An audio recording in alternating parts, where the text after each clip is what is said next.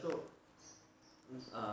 kalau iya sih sudah terjawab secara nggak langsung tadi Pak. Cuman saya ulangi aja Pak ya untuk. Nggih, enggak apa-apa, biar paham lagi. Enggak apa-apa, wong agama itu berulang-ulang kok. Betul. Ini tadi yang membahasan kita tentang makrifat tuh yang apa Pak ya? Menarik sih karena banyak pro dan kontra ya. Betul. Iya. Kemudian jadi saya ulangi pertanyaannya Pak ya. Nggih. Mungkin saya langsung jawab apakah seperti itu.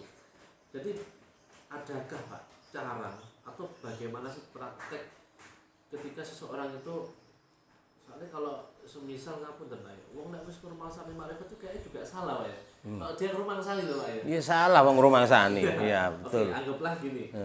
Anggaplah memang kita itu sudah dimakrifatkan oleh Gusti Allah Pak ya. Iya, betul. Adakah atau bagaimana sih prakteknya kita bermakrifat itu? Nah ini Pak, sebagai manusia kan makrifati yang saya Pak, hayawan kan ya seperti itu. Iya. Nyalain sunatullah Pak. Nah, Betul. kita ini sebagai manusia tuh ada nggak Pak prakteknya? Atau sudah terjawab dari segitiga itu? Kita harus kembali ke syariat. Akhirnya kita dari puncak, kalau boleh saya katakan, benar nggak Pak? Puncak dari makrifat itu adalah beretika. Ya, betul. Bagus sekali pertanyaan. Jadi, kalau kita ingin bermakrifat itu belajar dari bawah dulu, Pak. Dari bawah naik ke atas sampai ketemu piramida itu gambaran. Artinya apa? Orang kalau ingin mencapai puncak makrifat itu meninggalkan semua yang ada di semesta alam ini. Kembali ke hakikat Tuhan. Lah Tuhan yang tidak bisa digambarkan oleh sesuatu apapun, gambaran itu ada di dalam kolbunya manusia. Maka Allah berfirman di dalam surah Al-Anfal ayat 24, Annallaha yahulu bainal mar'i wa qalbi. Artinya Allah itu berkomunikasi dengan hambanya itu lewat kolbu. Maka orang yang bermakrifat ingin bermakrifat kepada Tuhannya, media yang paling sempurna itu adalah lewat ketenangan jiwa. Jiwa itu adalah ruh itu adalah sir itu adalah latifah. Latifah itu adalah ada yang mengatakan ad-diqoh dan lain sebagainya, itu hanya istilah saja. Tapi yang jelas orang yang makrifat itu kalau ingin ketemu dengan Tuhan, kita harus memfanakan bahasanya. Memfanakan kan menghilangkan. Dari bahasa dasar fana itu kan kosong, tidak ada. Ayatnya kan mengatakan kuluman alaiha fana, fanin, ya kan. Jadi orang makrifat itu ya sudah fana, artinya sudah diri kita secara dhahir sudah lebur, secara akal sudah lebur, secara maknawiyah kolbi siri sudah tidak ada. Nah, itulah puncak daripada makrifat. Secara hakikat itu seperti itu. Jadi bukan makrifat itu mencari. Makrifat itu adalah menjalani perintahnya Allah, ya kan? Di situ diterangkan irji'i ila rabbiki. Kembalilah kamu kepada Tuhan. Nah, cara kembali kepada Tuhan bagaimana? Rodiyatan mardiyatan. Rodiyah itu artinya adalah lego. Nrimo kita iku dadekno kawula. Jadi balik kepada Tuhan itu gak gendong amal, Pak. Gendong ridho. Isu aja. Amale sampean kira-kira sak gunung, ya toh. Tapi gak ridho. Gak bisa. Maksudnya orang itu dalam kehidupan itu kan telongso, ngeluh bahasanya. Itu ndak boleh, sambat, ya toh. Ndak boleh. Dikei sithik ya neluh. Dikai banyak ya nelongso. Itu tidak boleh. Maka kalimat yang paling tepat itu adalah irji'i ila rabbiki rodiyatan mardiyatan. Kan begitu. Rodiyah mardiyah itu adalah jalan yang terbaik, jalannya orang yang bermakrifat kepada Allah. Jadi itu yang paling sempurna manut Quran itu. Sedangkan kalau menurut jejaknya Nabi, para Nabi, orang yang berhasil mencapai makom makrifat itu adalah orang-orang yang lulus dari padepokan. Orang yang lulus dari pertapaan. Kalau bahasa Arabnya adalah kolwat atau uzlah atau tahanut itu, ya kan? Udah gitu aja. Kalau kita mengaku Islam, ya harus tahanut. Harus meninggalkan alam semesta ini. Sehingga begitu kita meninggal, kita tidak ingat anak, istri, harta, benda. Kita kembali dari tidak ada, kembali ke tidak ada. Artinya bukan tidak ada, artinya kalau bisa disempurnakan, dari wujud kembali ke wujud. Yaitu makanya wujud hakikinya manusia itu, hakikatnya adalah dari wujudnya Tuhan. Fa'idha sawaituhu wa nafahku wa nafahtu bihi mirruhi. Itu jawaban yang mungkin yang paling mendekati. Berarti harus bermasyarakatnya tadi itu Bang. Iya. Yang harus dikembangkan dalam praktek untuk menggapai mardiyah dan rodiyah itu kan begini. Kita diamanai oleh Tuhan menjadi pejabat, ya, menjadi pejabat, jadi presiden. Kita hanya diamanai, bukan menguasai. Amanah artinya dikuasakan, bukan menguasai, beda lagi loh ya. Bahasanya seperti itu. Jadi akhlakul karimah atau etika atau budi pekerti yang luhur itu nampaknya nanti kalau kamu menjalani hidup di masyarakat. Bagaimana belas kasihan terhadap masyarakat yang tidak punya, menolong orang-orang yang membutuhkan, anak yatim piatu yang tidak punya ayah, kemudian orang-orang yang sudah lanjut usia, tidak punya pekerjaan, tidak punya penghasilan. Inilah yang perlu kita perhatikan, dan lahan ini menuju makrifat yang sempurna, maksudnya begitu. Kenapa tadi saya tanya tuh kalimat terakhirnya kan makrifat kita sebagai manusia, karena kan kalau ngomong sebelum jadi manusia ya gampang Pak, katanya di alam roh. Nah. Setelah jadi manusia ya tuh meninggal atau jadi alam, sudah tidak ada urusan Pak. Tidak ada urusan. Maksudnya kalau ketika kita lagi ada itu masih hidup gitu loh. Nah, berarti emang banyak yang mengatakan, bahkan sih ngapunten orang-orang yang ada benernya Pak ya, orang-orang yang mungkin masih bicara syariat, terus yang penting jadi orang ngapi, gak apa nyakiti orang lain aja lagi. Terus kue itu pangeran roh dewi, bahasa kayak gitu Pak. Iya. Bisa jadi benar juga itu Pak. Ya, kalau memang dari ajaran agama seperti itu, tapi apik tok tanpa action, tanpa berbuat juga tidak baik. Apa artinya? Bahwa Allah menyerahkan langit dan bumi ini hanya untuk manusia. Kalau tidak karena engkau Muhammad, maka langit bumi seisinya ini tidak aku ciptakan. Artinya apa? Bahwa langit bumi seisinya ini dipasrahkan kepada manusia. Makmur rusaknya bumi ini tergantung manusia. Kenapa bukan malaikat? Karena malaikat tidak diberi nafsu. Ya, kenapa bukan kepada iblis? Iblis tidak diberi akal. Maka kalau hanya mengandalkan nafsu ya rusak. Kalau mengandalkan akal tok ya tidak sempurna. Jadi harus dikolaborasi. Nah, di sini kesempurnaan ilmu dalam Islam itu. Ini pertanyaan mungkin terakhir Pak. Yang mungkin sebenarnya harusnya sih bisa mengambil kesimpulan ya. Cuman saya ingin tanya dari keempat ilmu yang kita sering bahas sebenarnya, seperti apa itu hakikat dan makrifat, dari keempat-empatnya tuh mana sih Pak yang paling utama istilahnya? Pertanyaan umumnya gitu. Iya, betul. Yang paling utama itu apa sih? Apa sebenarnya mereka tuh satu kesatuan? Nah, gitu. Ya. Dari keempat ilmu itu tidak ada yang paling utama. Bahkan kalau diambil kesimpulan, yang paling utama ya syariat, karena syariat itu hukum tertinggi. Tidak boleh dilanggar, misalnya kalau memilih utama. Tapi disangkal lagi dengan ilmu hakikat. Kalau tanpa hakikat syariat tidak ada gunanya, maka akhirnya perdebatan tidak anak habis sih, iya tak? Maka yang lebih sempurna semuanya empat ini harus dijalani, syariatnya harus oke, thariqatnya harus dijalani, hakikatnya harus benar-benar dicari, makrifatnya harus benar-benar dirasakan.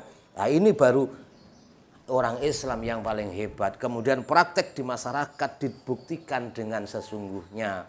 Bukan hanya sekedar pandai ceramah, tapi miskin di dalam prakteknya masyarakat. Kita apatis terhadap masyarakat yang miskin, orang-orang yang terlantar, kita tidak mau tahu, itu juga tidak bermanfaat akhirnya. Maka praktek sosialisasi kita harus persis meniru apa yang disampaikan oleh Rasulullah. Wa ma arsalnaka illa rahmatan lil alamin. Aku tidak mengutus engkau Muhammad kecuali hanya untuk rahmatan lil alamin, untuk rahmat, untuk memakmurkan masyarakat. Maka agama yang sempurna adalah agama yang bisa membaktikan dirinya, membangun masyarakatnya supaya masyarakat menjadi baldatun thayyibatun warrobun wubur. Bahasa Jawanya gemah ripah loh jinawi toto tentrem kerto raharjo. Allahumma amin. Itu saya kira ya kan. Oke, siap. Nah, ini ada pertanyaan bonus Pak. Pertanyaan titipan. Ini sempat saya jadikan sebuah status sih Pak. Ada seorang teman tanya WhatsApp saya, chat saya jadikan status saya situ, dan itu saya mendapatkan banyak respon. Saya simpulkan respon-respon seperti yang teman-teman saya sampaikan tuh, saya anggap itu gambaran dari masyarakat kita lagi. Betul. Ada yang ojo mikir ngono, ada yang mereka juga sama-sama berpikir kritis karena mereka merasa kan kita diberikan akal dan Allah sendiri menuntut kita untuk selalu berpikir ulil albab.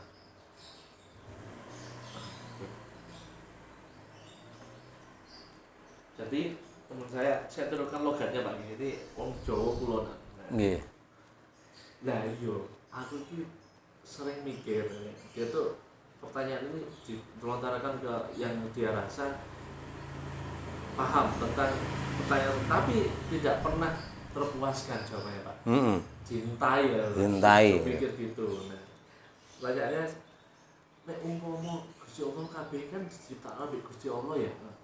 Nek umpama kabeh iki gak ono, anggaplah sak gurunge ono dunya sak isine iki. Terus Gusti Allah ku ngapain yo? Lapo gitu. Jadi apa yo nganggur ya Mas gitu. Jadi dari pertanyaan seperti ini Pak, saya jadikan status. Responnya macam-macam. Ada yang cocok itu berpikir liar, radikal atau apa. Itu sebenarnya wajar nggak sih Pak manusia itu sempat terpikirkan seperti itu atau tidak boleh Pak berpikir semacam itu? Itu pemikiran yang sangat bagus sekali. Justru orang itu kalau ingin sempurna akalnya harus digunakan. Kan begitu? Ya, Gusti Allah nganggur apa iya Pak? nah, jadi pertanyaan-pertanyaan seperti itu menandakan kecerdasan seseorang dan itu harus kita hargai.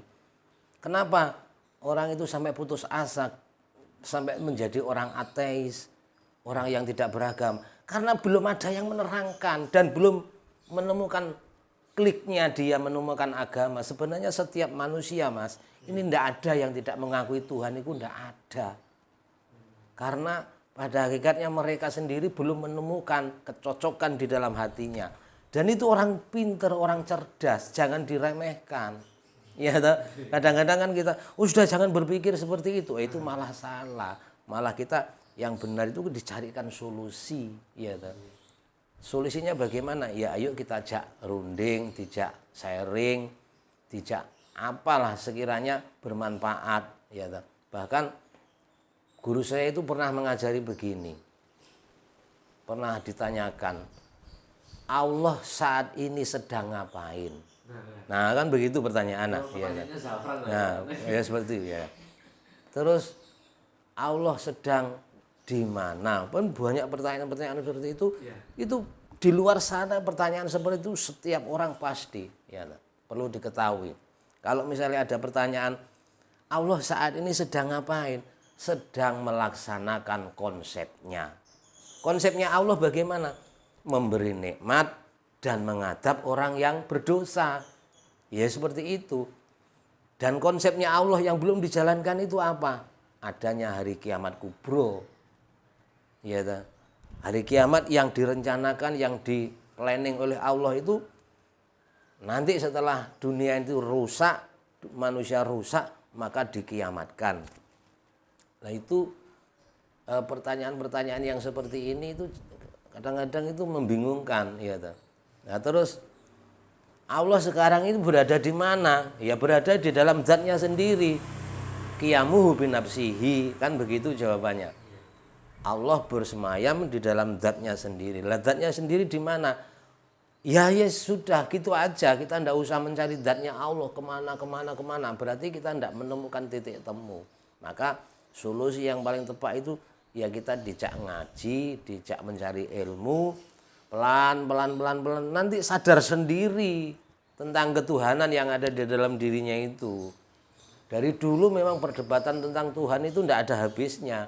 Maka solusinya kita juga harus kembali bertanya kepada diri sendiri. Maka ada istilahnya dialog di dalam diri. Itu jawaban-jawaban yang mungkin sementara ini bisa mendinginkan suasana, ya toh.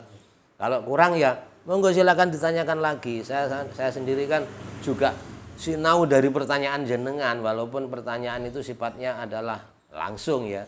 Jadi saya sendiri kan juga sering membaca, jadi barangkali solusi yang saya sampaikan ini mungkin sementara bisa menenangkan suasana hati. Ya, hanya itu aja kok agama itu. Butuhnya ketenangan di dalam hati, ke dalam diri, supaya menghadapi hidup tidak panik begitu saja, Mas. Oke, itu aja. Oke. Ada lagi, monggo. Kembali yang tadi Pak, berarti sebelum diciptakan alam semesta ini Allah pun juga menjalankan konsepnya juga Pak ya? Betul, maka ada sifat nafsiyah, sifat salbiyah, sifat ma'ani, sifat ma'nawiyah, kan begitu dalam ajaran Islam. Mu'takor sakit dari papat, nomor 1 sifat ma'ani, sifat nafsiyah, sifat salbiyah, sifat ma'ani, sifat ma'nawiyah. Ada sifat ma'ani adalah sifatnya Tuhan yang digambarkan dalam diri manusia tapi tidak terlihat. Contoh misalnya manusia bisa berbicara. Ini kalau dilihat yang berbicara itu adalah manusia. Saya yang berbicara. Tapi ditinjau dari segi ma'ani, yang berbicara itu hakikatnya adalah Tuhan. Allah yang menguasakan saya bisa berbicara lewat sifat kalam, ya. Nah itu, maka setelah ada sifat ma'ani, ada sifat maknawiyah. Maknawiyah itu artinya yang berbicara itu ya makhluk. Nah begitu.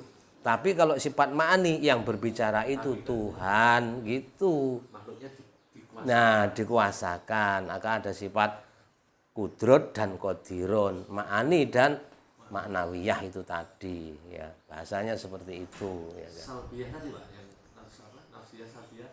Kalau sifat salbiyah itu sifat yang menolak dari tadi pengakuan bahwa Tuhan seperti cahaya, Tuhan seperti sinar, Tuhan seperti mutiara, Tuhan seperti berlian. Itu adalah sifat salbiyah, ditolak. Maka gambaran seperti itu tidak cocok untuk ajaran tauhid yang diajarkan oleh Rasulullah. Maka orang-orang Quraisy sama seperti orang-orang kita, orang-orang yang kritis ingin mencari Tuhan. Lah, Tuhannya orang-orang jahiliyah itu divisualisasikan dengan Lata, Manata, Uzza.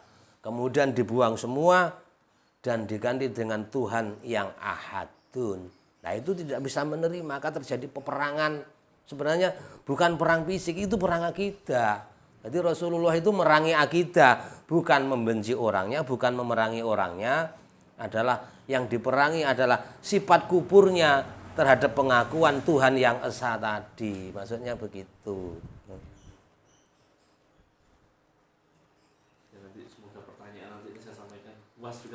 Iya, ya nanti bisa ditanyakan lagi. Saya juga sinau lagi dan seterusnya. Memang kehidupan ini hanya seperti ini, Mas. Tidak ada yang lebih pinter. Kita tanya ke kiai yang katanya top-top, ya sama saja pertanyaannya ini seputar jawabannya ya seperti itu nanti. Ya, ya jadi sementara ya itu dulu, nanti kita gali lagi. Maka tidak puas-puasnya kita belajar dan belajar terus. Mudah-mudahan apa yang saya sampaikan ini juga, saya sendiri juga belajar Mas. Jadi saya tidak menghakimi yang paling benar, saya tidak sama sekali. Bahwa saya mengatakan di sini lewat channel ini saya adalah manusia yang fakir, manusia yang bodoh, banyak salahnya, banyak dosanya. Saya mohon maaf bila mana apa yang saya sampaikan ini tidak berkenan di hati para kaum muslimin atau orang-orang yang ingin bermakrifat kepada Allah. Nanti bisa lanjut lagi, sharing lagi, belajar lagi. Saya kira itu saja Mas. Jadi mudah-mudahan bermanfaat. Matur nuwun Pak Mistin. Terima kasih. Insyaallah disambung lagi. Amin amin. Kesempatan yang akan datang. Betul. Ya.